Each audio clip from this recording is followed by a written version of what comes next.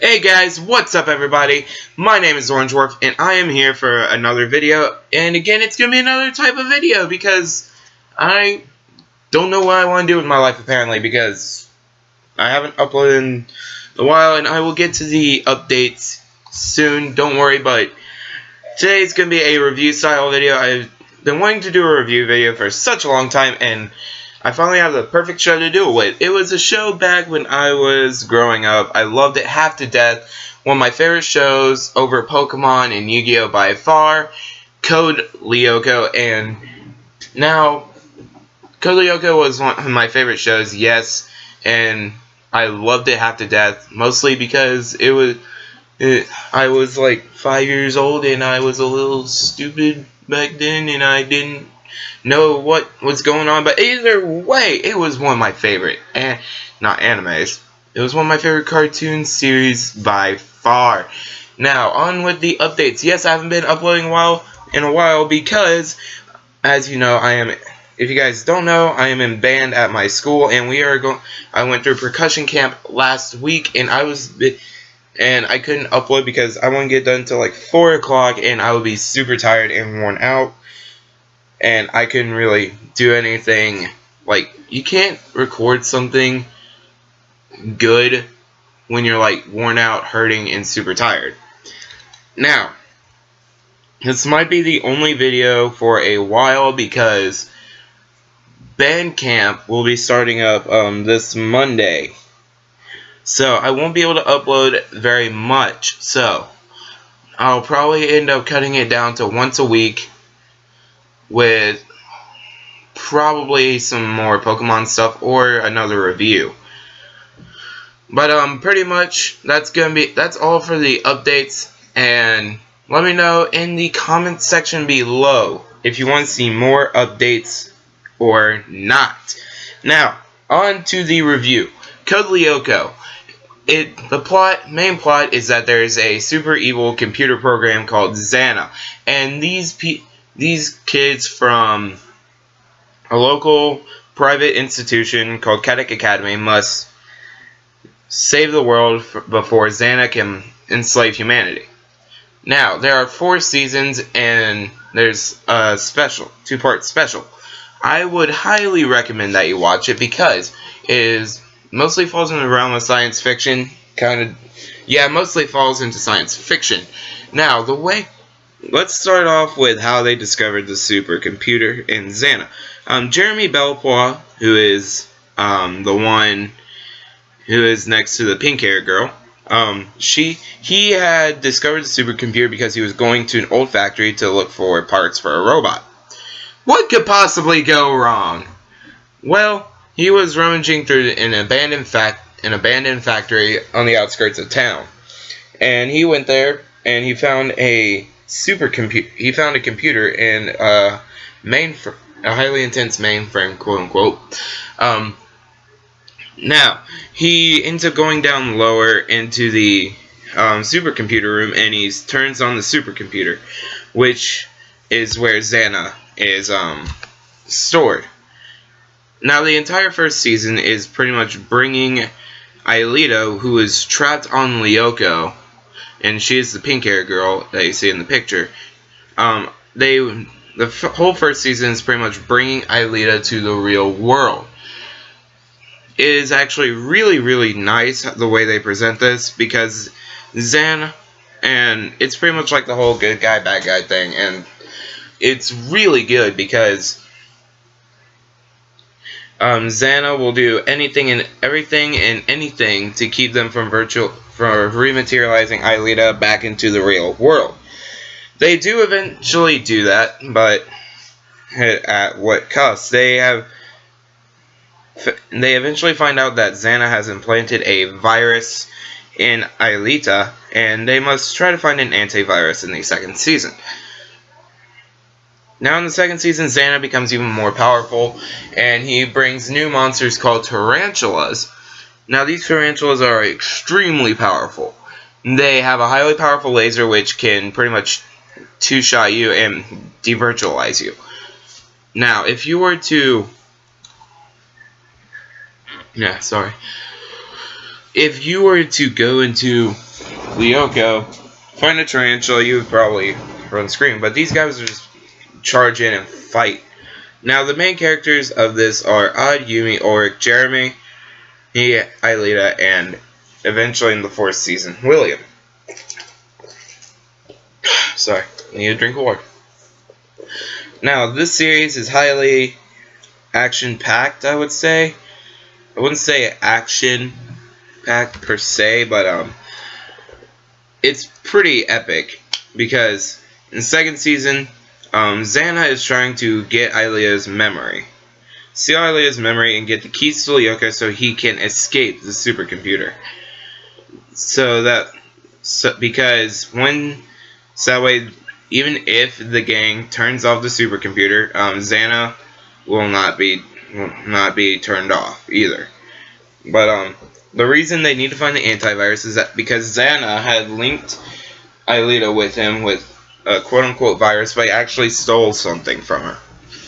And they've been trying to find the antivirus for some time, but then they realized, hey, Xana stole your human fragment.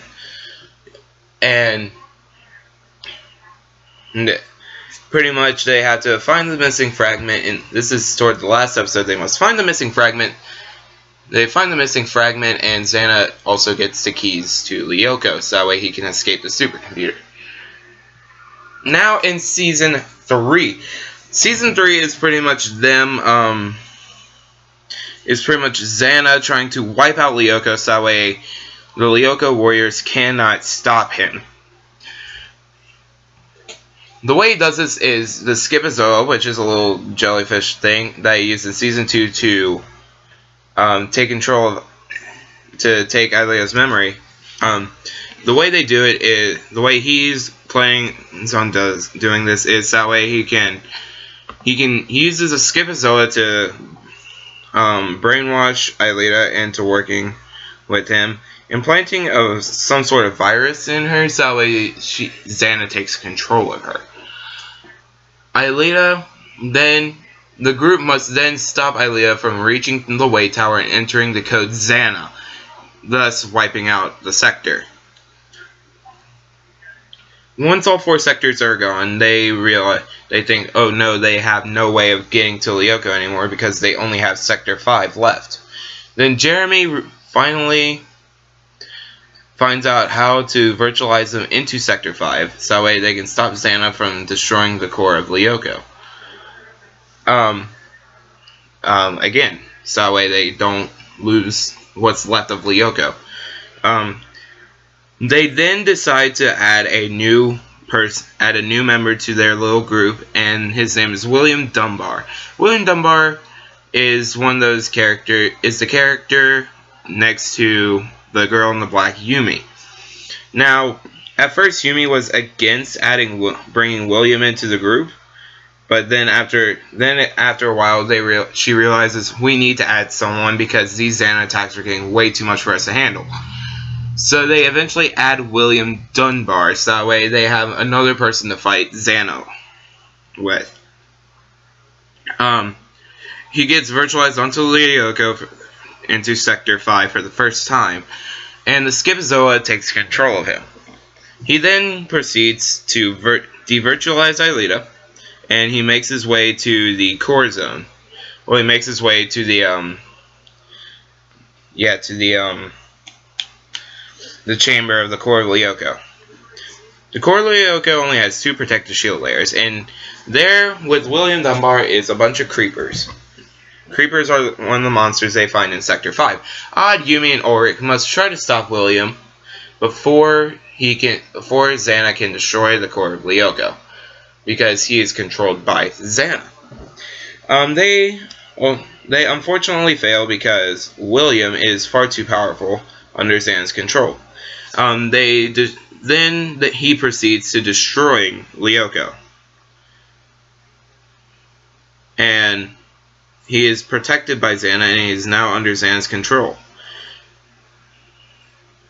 Now we move on to Season 4. Season 4 is pretty much them trying to bring back William from Xana's control. They They work really hard to try and bring him back. They don't know how just yet. Then they realize Xana is making replicas on the network. So, well, they don't realize it at first, but then it's like well, they're trying to hunt down Xana on the network, so they make a virtual ship, so that way they can explore the digital sea. So that way they won't have the threat of being virtualized for good. Their first trip, they go into the digital sea and they find a replica that Xana had created, so that way he can take control of a different supercomputer in the world. And he's trying to, and they must pretty much destroy that supercomputer, destroy the replica, so that way Xana's plans won't come into fruition, which is for him to enslave all of humanity. Towards the end of the season, Jeremy finally finds the program to free William from Xana's control, and he is then eventually freed from Xana's control. Now, the final two episodes. The last episode is Franz Hopper. Jeremy eventually decides to work on a multi-agent system, so that way he can defeat Xana for good. He virtualizes the four. He then virtualizes Odd, Aelita, Ulrich, and Yumi, and William stays behind, so that way Jeremy decides, if need be, he will virtualize William. But he then becomes Xanified. He then becomes under Xana's control once again, and then proceeds to kill everyone. But Franz Hopper then gives Jeremy the data he needs to finish his multi-agent system, and they had to go to Sector 5. Franz Hopper then sacrifices himself so that way the Lyoko warriors can then launch the multi-agent system, and thus destroying Xana. In the final episode is where they are all giving their favorite memories of when they fought Xana, and it is also the final episode of the series where they shut down the supercomputer for good. Now, if you guys enjoyed this little review thing as a filler for this week, this will probably be my only upload, unfortunately. But this will also be like a little throwback video because Code Lyoko was first introduced in 2005. Now, if you guys did enjoy this video, make sure to leave a like and subscribe to my channel, and remember to leave a comment saying what series I should review next if you did enjoy this sort of review thing. And if you want my rating on it, I'd give it a 5 out of 5. I love this series. It was one of my favorites, and even rewatching it, I still loved it. And I highly enjoyed it, and I would totally recommend it to any of you who are thinking about watching like older shows from the early 2000s. Because this show was actually my favorite show when I was little, and I would highly recommend it to you guys. But like I said, if you enjoyed this video, make sure to leave a like and subscribe to my channel, get notified when new videos of mine are coming out, and as always, I will talk to you all in the next one.